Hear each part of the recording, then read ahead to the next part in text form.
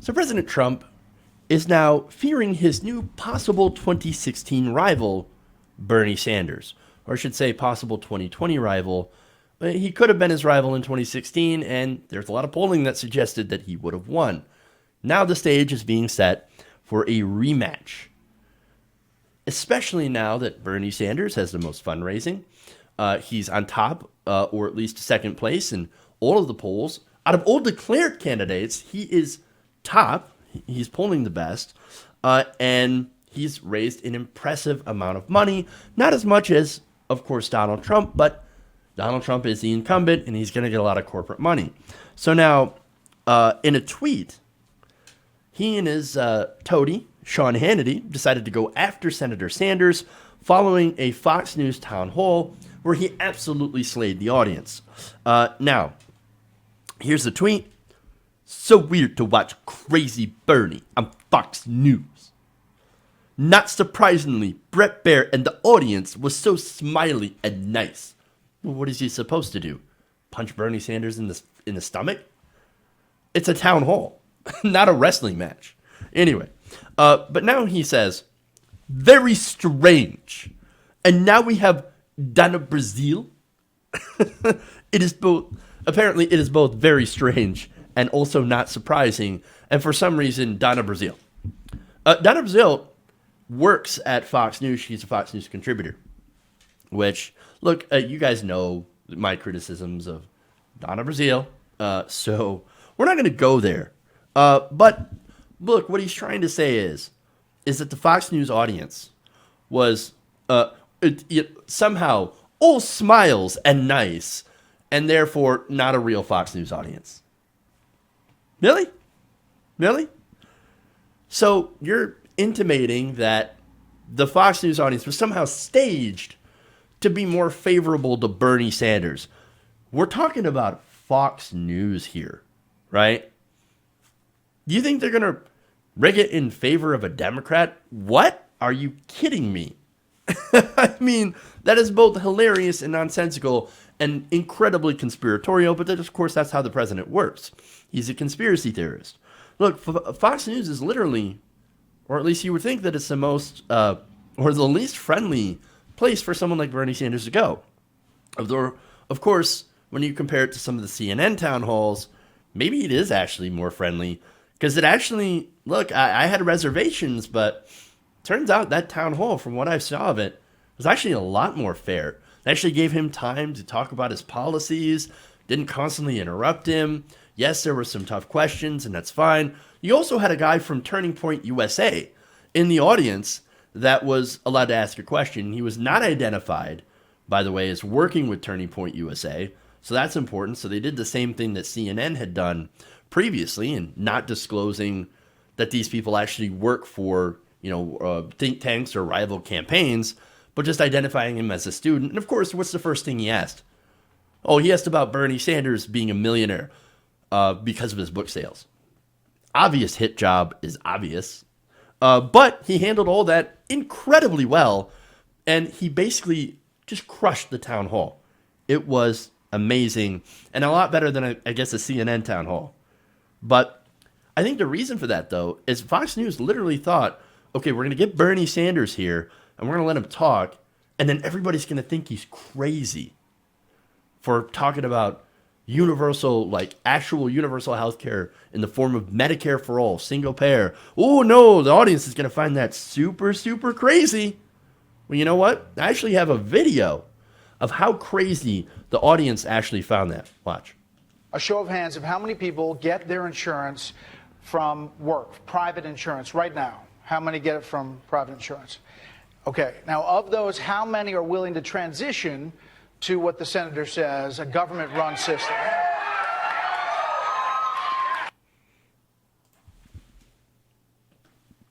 Oops.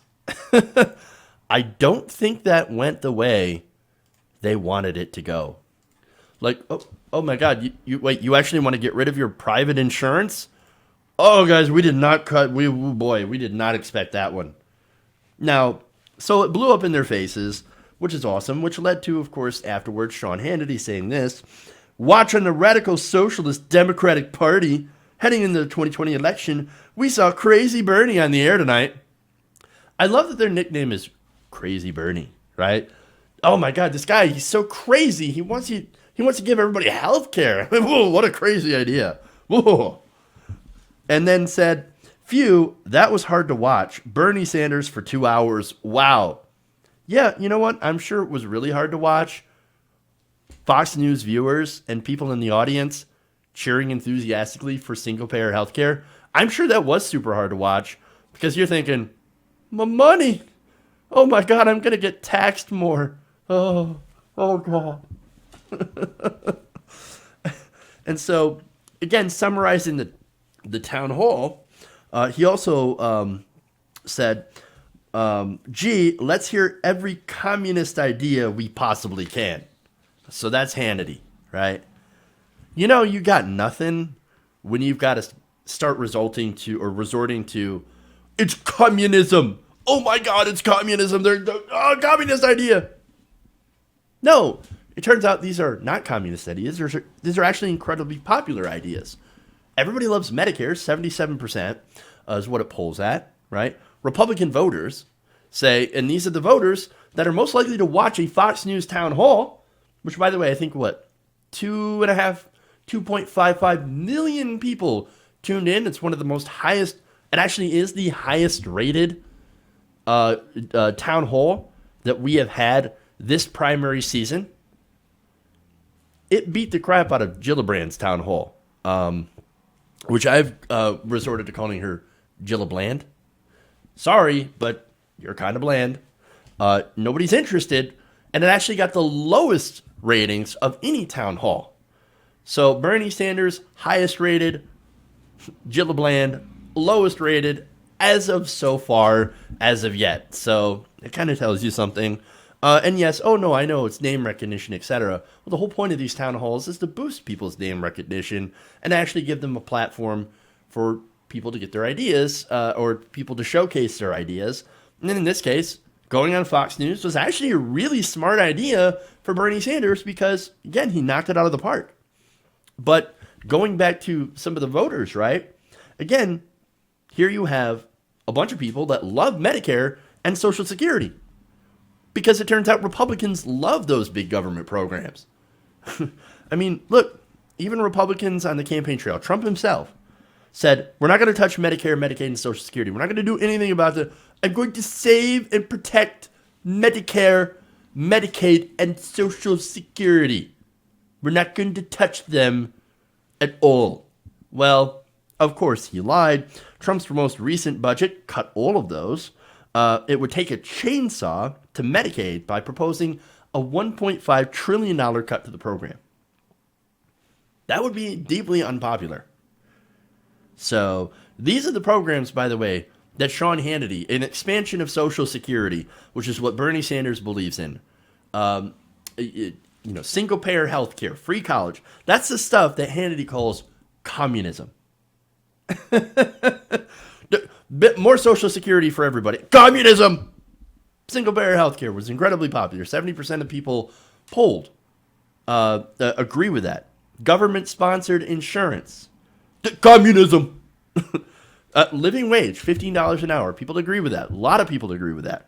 Communism. That's another communism. Crazy Bernie. Crazy Bernie. He just wants to do popular policies. What a crazy, crazy person. No, dude. They're deeply scared.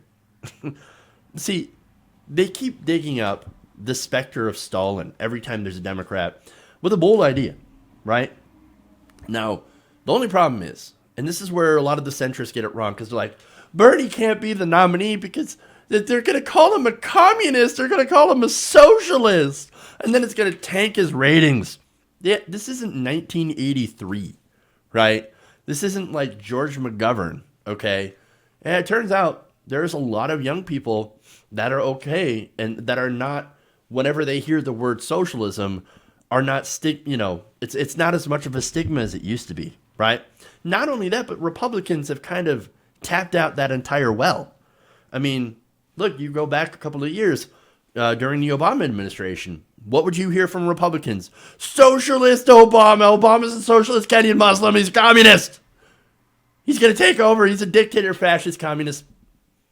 I know I've covered so many right-wing shows and pundits and politicians that would all say the same thing. Obama's a socialist. No, he's not. So the GOP at this point is basically the boy who cried wolf. He done cried wolf too many times, man. And so if the actual wolf showed up at their door, nobody would believe them anymore. And so that label has lost all of its potency. And by the way, Bernie Sanders is not even a socialist. I know every article I read is like self-avowed socialist. First of all, he calls himself a democratic socialist. He's actually wrong about that because the label is wrong. I know AOC, bless her heart, I love AOC. She's also wrong calling herself a democratic socialist. In reality, Bernie Sanders is a social democrat along the lines of FDR. But of course, labels and meanings have changed, etc., and they've been swapped out. And so, look, actual democratic socialists are like, hey, man, what are you doing taking my label? But now, even though they're like, well, you know, whatever, let them have it. But they're not technically democratic socialists. They're social democrats, which means they believe in capitalism, but want to balance it out with a heavier welfare state like places like Norway, Finland, and you know, the Nordic states. And so and a lot of those European countries, which, look, are doing actually really well when it comes to happiness, when it comes to their actual social welfare system, right? So they're, again, Bernie Sanders, compared to politicians like Jeremy Corbyn in the UK, Bernie Sanders is like a centrist. He's literally in the center of the country when it comes to everything politically, because most of the people agree with him. A majority of people agree with his policies, poll after poll after poll, right? He has incredibly broad appeal, especially to young people, independents, and there are Republicans that are open to voting for him because, look, he brings something to the field that very few of the candidates that we've seen actually have, and that's honesty and integrity, as well as a very long track record of being consistent. So those are things that Donald Trump himself lacks in spades, and everybody knows it. So, and that brings me to why Trump is scared. If Bernie Sanders becomes the Democratic nominee, and I know there are very powerful forces out there that are already aligned to try to stop that, but if Bernie Sanders is the nominee, he's going to win. He's going to beat Trump. Hey guys, hopefully you enjoyed that free video. Now I'm going to have to ask you a favor. Between the demonetization and the YouTube algorithm messing around with view counts, etc., we're having a hard time adjusting to the new YouTube reality, which is where you guys come in. See, we have a patreon.com/TYTNation set up to help us rely on you guys, the viewers, instead of big corporate ads. Look, you know the show. You know I'm not in favor of big corporations anyway. So help us transition away from relying on the ad model to pay the bills and sign up to be a patron, patreon.com/TYTNation. That goes a long way to help us keep the lights on. And you guys will know that you're supporting independent progressive media.